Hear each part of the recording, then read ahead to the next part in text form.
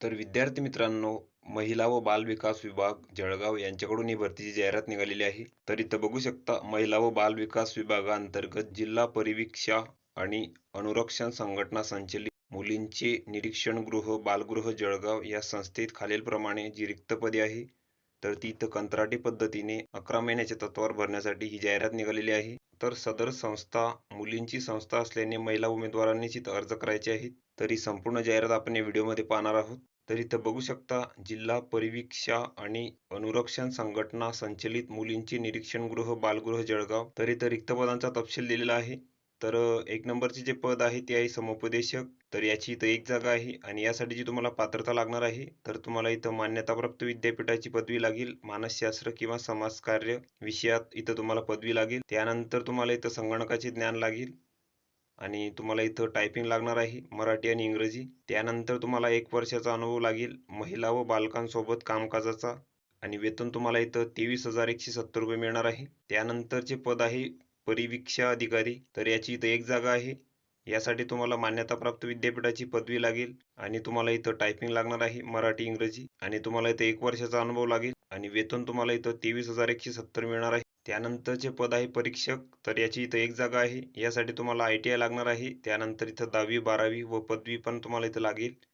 त्यानंतर संगणकाचे ज्ञान तुम्हाला इथं लागणार आहे. त्यानंतर तुम्हाला इथं अनुभव पण लागणार आहे आणि वेतन तुम्हाला इथं 10,000 मिळणार आहे. त्यानंतरचे पद आहे कला किंवा धंदे किंवा संगीत किंवा शिक्षक. तर याची इथं एक जागा आहे. तर यासाठी तुम्हाला प्रशिक्षक क्षेत्राचा डिप्लोमा लागेल.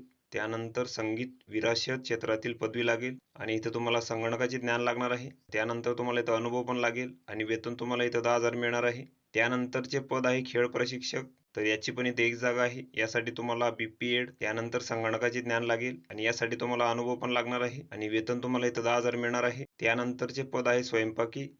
तर याची इथं एक जागा आहे. यासाठी तुम्हाला 10वी उत्तीर्ण लागणार आहे आणि वेतन तुम्हाला इथं 9,930 मिळणार आहे आणि यासाठी तुम्हाला अनुभव पण लागणार आहे. त्यानंतरचे पद आहे स्वच्छता कर्मचारी. तर याची इथं एक जागा आहे. यासाठी तुम्हाला 10वी उत्तीर्ण लागणार आहे. त्यानंतर तुम्हाला इथं अनुभव लागेल कामाचा आणि वेतन तुम्हाला इथं 7,944 मिळणार आहे. त्यानंतर या सर्व पदांसाठी जी वयोमर्यादा आहे, तर ती 18 ते 38 वर्षापर्यंत आहे. तर ही पात्रता तुम्ही इथं बघून घ्यायची आहे. त्यानंतर या पदांसाठी काही अटी व शर्ती आहेत.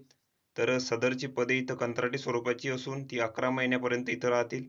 त्यानंतर तुमची जी प्रतीक्षा यादी असेल या भरतीसाठी, तर एक उमेदवार निवडायचा असल्यास इथं 2 उमेदवार याप्रमाणे उमेदवारांची प्रतीक्षा यादी असेल.